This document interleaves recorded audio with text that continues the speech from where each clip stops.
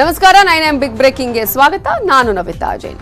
ಮೈಸೂರಿಗೂ ವ್ಯಾಪಿಸಿದೆ ban Muslim ಕಿಚ್ಚು. ಚಾಮುಂಡಿ ಬೆಟ್ಟದಲ್ಲೂ ಮುಸ್ಲಿಮರ ಅಂಗಡಿಗಳಿವೆ. ಟೆಂಡರ್ ಅಲ್ಲಿ ಹಿಂದೂಗಳಿಗೆ ಮಾತ್ರ ಅವಕಾಶವನ್ನ ಕೊಡಬೇಕು ಅಂತ ಹೇಳಿ ಈಗ ಮೈಸೂರಲ್ಲೂ ಮುಸ್ಲಿಮರ ವ್ಯಾಪಾರಕ್ಕೆ ನಿರ್ಬಂಧವನ್ನ ಹೇರುವ ವಿಚಾರಕ್ಕೆ ಸಂಬಂಧಪಟ್ಟ ಹಾಗೆ ಮನವಿಯನ್ನ ಸಲ್ಲಿಸಲಾಗಿದೆ. ಮೈಸೂರು ಜಿಲ್ಲಾಧಿಕಾರಿಗೆ ವಿಶ್ವ ಹಿಂದೂ ಪರಿಷತ್ ಮನವಿಯನ್ನ ಮಾಡಿಕೊಂಡಿದ್ದು, ಚಾಮುಂಡಿ ಬೆಟ್ಟದಲ್ಲಿ 5 ಮುಸ್ಲಿಮರ ಅಂಗಡಿಗಳಿವೆ, ಮುಸಲ್ಮಾನರ 5 ಅಂಗಡಿಗಳನ್ನ ತೆರವು ಮಾಡಿ ಅಂತ ಹೇಳಿ ಮೈಸೂರು ಡಿಸಿಗೆ ವಿಶ್ವ ಹಿಂದೂ ಪರಿಷತ್ ಕಾರ್ಯಕರ್ತರು ಮನವಿಯನ್ನ ಮಾಡಿಕೊಂಡಿದ್ದಾರೆ.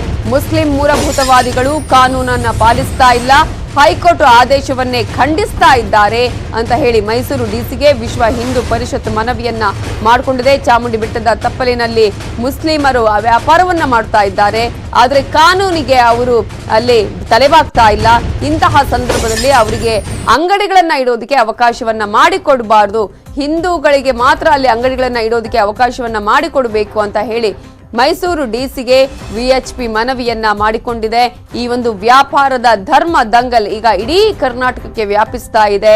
ಮುಸ್ಲಿಂ ವ್ಯಾಪಾರಿಗಳಿಗೆ ಹಿಂದೂ ದೇವಸ್ಥಾನಗಳಲ್ಲಿ ಅವಕಾಶವನ್ನ ಮಾಡಿಕೊಡಬಾರದು, ವ್ಯಾಪಾರಕ್ಕೆ ಅವಕಾಶವನ್ನ ನೀಡಬಾರದು ಅನ್ನುವಂತಹ ನಿಟ್ಟಿನಲ್ಲಿ ಕರಾವಳಿಯಿಂದ ಆರಂಭವಾದಂತಹ ಈ ಕಿಚ್ಚು ಈಗ ಇಡೀ ಕರ್ನಾಟಕದಾದ್ಯಂತ ಹಬ್ಬತಾ ಇದೆ, ವ್ಯಾಪಿಸ್ತಾ ಇದೆ. ಇದೇ ರೀತಿಯಲ್ಲಿ ಮೈಸೂರಿಗೂ ಕೂಡ ಈಗ ಈ ಒಂದು ಕಿಚ್ಚು ಹಚ್ಚಿದೆ. ಪ್ರಮುಖವಾಗಿ ಮೈಸೂರಿನ ಚಾಮುಂಡಿ ಬೆಟ್ಟದ ತಪ್ಪಲಿನಲ್ಲಿರುವಂತಹ ಅಂಗಡಿಗಳ ಬಗ್ಗೆ ಮಾತನಾಡಿದ್ದಾರೆ ವಿಎಚ್ಪಿ ಮುಖಂಡರುಗಳು, ಕಾರ್ಯಕರ್ತರು. ಅಲ್ಲಿ 5 ಮುಸ್ಲಿಮರ ಅಂಗಡಿಗಳಿದೆ, ಆ ಅಂಗಡಿಗಳನ್ನ ತೆರವುಗೊಳಿಸಬೇಕು, ಅವರಿಗೆ ಅವಕಾಶವನ್ನ ಮಾಡಿಕೊಡಬಾರದು, ಹಿಂದೂಗಳಿಗೆ ಮಾತ್ರ ಇಲ್ಲಿ ಅವಕಾಶವನ್ನ ಮಾಡಿಕೊಡಬೇಕು ಅಂತ ಹೇಳಿ ಜಿಲ್ಲಾಧಿಕಾರಿಗೆ ವಿಎಚ್ಪಿ ಮನವಿಯನ್ನ ಮಾಡಿಕೊಂಡಿದೆ.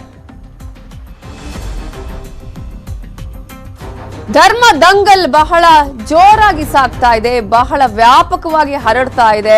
ಬೇರೆ ಬೇರೆ ಕಡೆಗಳಲ್ಲಿ ಈಗ ಮುಸ್ಲಿಮರಿಗೆ ವ್ಯಾಪಾರ ಮಾಡೋದಕ್ಕೆ ಹಿಂದೂ ದೇವಸ್ಥಾನಗಳಲ್ಲಿ ಅವಕಾಶವನ್ನು ಮಾಡಿಕೊಡಬಾರದು ಅನ್ನುವಂತಹ ನಿಟ್ಟಿನಲ್ಲಿ ಅಭಿಯಾನಗಳು ನಡೀತಾ ಇದೆ.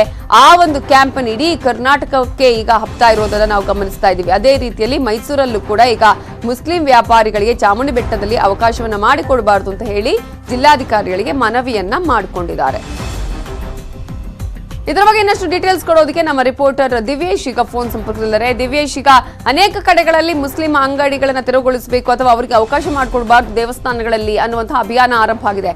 ಈಗ ಚಾಮುಂಡಿ ಬೆಟ್ಟ ತಪ್ಪಲಲ್ಲಿ ಎಷ್ಟು ಅಂಗಡಿಗಳಿದೆ, ಏನ್ ಹೇಳಿದ್ದಾರೆ ಜಿಲ್ಲಾಧಿಕಾರಿಗಳು ವಿಎಚ್ಪಿಯ ಮನವಿಗೆ?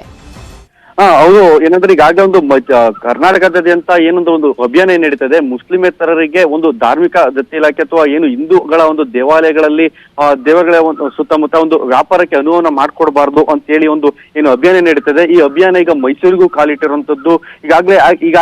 ಹೀಗಾಗಿ ಮೈಸೂರಿನ ವಿಶ್ವ ಹಿಂದೂ ಪರಿಷತ್ನ ಏನು ಸದಸ್ಯರಿದ್ದಾರೆ, ಈ ಸದಸ್ಯರು ಇಂದು ಒಂದು ಮೈಸೂರಿನ ಜಿಲ್ಲಾಧಿಕಾರಿಗಳಿಗೆ ಒಂದು ಮನವಿಯನ್ನು ಕೂಡ ಕೊಟ್ಟಿರುವಂತದ್ದು. ಅಂದ್ರೆ ಧಾರ್ಮಿಕ ದತ್ತಿ ಇಲಾಖೆಗೆ ಒಳಪಟ್ಟಂತಹ ಎಲ್ಲಾ ದೇವಸ್ಥಾನಗಳೇನಿದೆ, ಆ ದೇವಸ್ಥಾನಗಳ ಜಾತ್ರಾ ಮಹೋತ್ಸವಗಳಿರ್ಬೋದು, ಇತರೆ ಸಂದರ್ಭಗಳಲ್ಲಿ ಅವರಿಗೆ ಅಂಗಡಿ ಮುಂಗಟ್ಟುಗಳನ್ನು ಮತ್ತೆ ಟೆಂಡರ್ಗಳ ಪ್ರಕ್ರಿಯೆಗಳಲ್ಲಿ ಹಿಂದೂಯೇತರರಿಗೆ ಒಂದು ಅವಕಾಶವನ್ನ ಕೊಡಬಾರ್ದು ಅಂತ ಹೇಳಿ ಅವರ ಜೊತೆಗೆ ಕೊಡಬಾರ್ದು ಅಂತ ಹೇಳಿ ಮೈಸೂರಿನ ಜಿಲ್ಲಾಧಿಕಾರಿಗಳಿಗೆ ಒಂದು ಮನವಿ ಪತ್ರವನ್ನ ಸಲ್ಲಿಸಿದ್ದಾರೆ. ಜೊತೆಗೆ ಈಗಾಗಲೇ ಮೈಸೂರಿನ ಚಾಮುಂಡಿ ಬೆಟ್ಟದ ಸುತ್ತಮುತ್ತಲಿನ ಏನು ಸುಮಾರು 125ಕ್ಕೂ ಹೆಚ್ಚಿನ ಒಂದು ಮಳಿಗೆಗಳೇನಿದೆ, ಆ ಮಳಿಗೆಗಳಲ್ಲೂ ಸಹ ಏನಂದ್ರೆ ಈ ರೀತಿಯಾಗಿ ಹಿಂದೂಯೇತರರಿಗೆ ಏನಾದ್ರು ಒಂದು ಹಿಂದೂಯೇತರರಿಗೆ ಒಂದು ಅವಕಾಶವನ್ನ ಕೊಟ್ಟಿದ್ರೆ, ಒಂದು ಅಂಗಡಿ ಮುಂಗಟ್ಟುಗಳನ್ನ ತೆರೀಲಿಕ್ಕೆ ಅವಕಾಶವನ್ನು ಕೊಟ್ಟಿದ್ರೆ ಅದನ್ನ ತೆರವು ಮಾಡಿ ಅದು ಹಿಂದೂಗಳಿಗೆ ಒಂದು ಅವಕಾಶವನ್ನ ಕೊಡಬೇಕು ಅಂತ ಹೇಳಿ ಒಂದು ಮೈಸೂರು ಜಿಲ್ಲಾಧಿಕಾರಿಗಳಿಗೆ ಈಗಾಗಲೇ ಒಂದು ಮನವಿ ಕೂಡ ಕೊಟ್ಟಿರುವಂತದ್ದು. ಹೀಗಾಗಿ ಒಂದು ಏನು ವಿಶ್ವ ಹಿಂದೂ ಪರಿಷತ್ನ ಸದಸ್ಯರು ಏನು ಕೊಟ್ಟಿರುವಂತ ಮನವಿ ಏನಿದೆ, ಈಗ ಸದ್ಯದ ಮಟ್ಟಿಗೆ ಮೈಸೂರು ಜಿಲ್ಲಾಧಿಕಾರಿಗಳು ಆ ಒಂದು ಮನವಿ ಪತ್ರವನ್ನ ಸ್ವೀಕಾರವನ್ನ ಮಾಡ್ಕೊಂಡಿರುವಂತದ್ದು.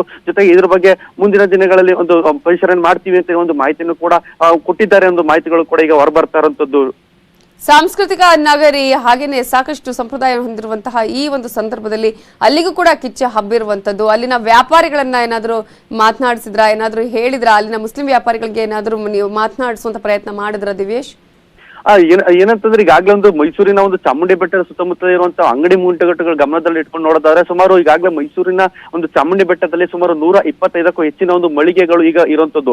ಆದ್ರೆ ಪ್ರಸ್ತುತ ಏನಂತಂದ್ರೆ ಈಗ ಇರುವಂತಹ ಮಳಿಗೆಗಳಿಗೆ ಒಂದೇ ಮನೆಗೆ ಎರಡು ಮಳಿಗೆಗಳನ್ನು ನೀಡಲಾಗಿದೆ ಒಂದು ಆರೋಪಗಳು ಕೇಳಿ ಬರ್ತಾ ಇರುವಂತದ್ದು. ಹಾಗಾಗಿ ಆ ಒಂದು ಆರೋಪದ ಜೊತೆಯಲ್ಲೇ ಈಗ ಹಿಂದೂಯೇತರರಿಗೆ ಒಂದು ಏನು ಅಂಗಡಿಗಳನ್ನ ಕೊಡ್ತಾರೆ ಅನ್ನೋ ಕೊಡಬಾರ್ದು ಅಂತ ಏನೊಂದು ಹಿಂದೂ ವಿಶ್ವ ಹಿಂದೂ ಪರಿಷತ್ ಏನೊಂದು ಮನವಿಯನ್ನ ಮಾಡಿದೆ. ಈ ಮನವಿಗೆ ಕೂಡ ಸಾಕಷ್ಟು ರೀತಿಯಲ್ಲಿ ಪರ ವಿರೋಧ ಚರ್ಚೆಗಳು ಕೂಡ ಅಲ್ಲಿ ವ್ಯಕ್ತವಾಗ್ತಿರೋದು. ಯಾಕೆಂದ್ರೆ ಕೆಲವೊಂದು ಅಂಗಡಿಗಳಲ್ಲಿ ಅಂಗಡಿ ಮುಂಗಟ್ಟುಗಳಿದೆ ಅಲ್ಲಿ ತುಂಬಾ ಅನೇಕ ವರ್ಷಗಳಿಂದ ಕೂಡ ಮುಸ್ಲಿಂ ವ್ಯಾಪಾರಿಗಳು ವ್ಯಾಪಾರವನ್ನ ಮಾಡ್ಕೊಂಡ್ ಬಂದಿದ್ದಾರೆ. ಜೊತೆಗೆ ಅಲ್ಲಿ ಪ್ರಮುಖವಾಗಿ ಅಂದ್ರೆ ಚಾಮುಂಡಿ ಬೆಟ್ಟದ ನಿವಾಸಿಗಳೇ ಬಹುತೇಕ ಪಾಲು ಅಂಗಡಿಗಳನ್ನ ಅಂಗಡಿ ಮುಂಗಟ್ಟುಗಳನ್ನು ಹೊಂದಿರುವಂತದ್ದು. ಹಾಗಾಗಿ ಈ ಒಂದು ವ್ಯಾಪಾರಸ್ಥರಿಗೆ ಇದರ ಬಗ್ಗೆ ಯಾವುದೇ ರೀತಿಯ ಸ್ಪಷ್ಟವಾದಂತ ಒಂದು ಮಾಹಿತಿ ಕೂಡ ಇಲ್ಲ. ಯಾಕೆಂದ್ರೆ ಅಲ್ಲಿ ಅನೇಕ ವರ್ಷಗಳಿಂದ ನಾವು ಜೊತೆಯಾಗಿ ಒಂದು ವ್ಯಾಪಾರವನ್ನು ಅವರು ಮಾಡ್ಕೊ ಬಂದಿರೋದ್ರಿಂದಾಗಿ ಇದರ ಬಗ್ಗೆ ಯಾವುದೇ ರೀತಿಯಾದ ಮಾಹಿತಿಯನ್ನ ಅವರು ಮಾತಾಡ್ಲಿಕ್ಕೂ ಕೂಡ ಹಿಂದೇಟನ್ನ ಆಗ್ತಿರೋಂಥದ್ದು. ಆದ್ರೆ ಈ ಒಂದು ಮನವಿಯಿಂದಾಗಿ ಯಾವ ರೀತಿಯಾದಂತ ವ್ಯತಿರಿಕ್ತ ವಾತಾವರಣ ಅಲ್ಲಿ ಚಾಮುಂಡಿ ಬೆಟ್ಟದ ಒಂದು ವ್ಯಾಪಾರಿಗಳಲ್ಲಿ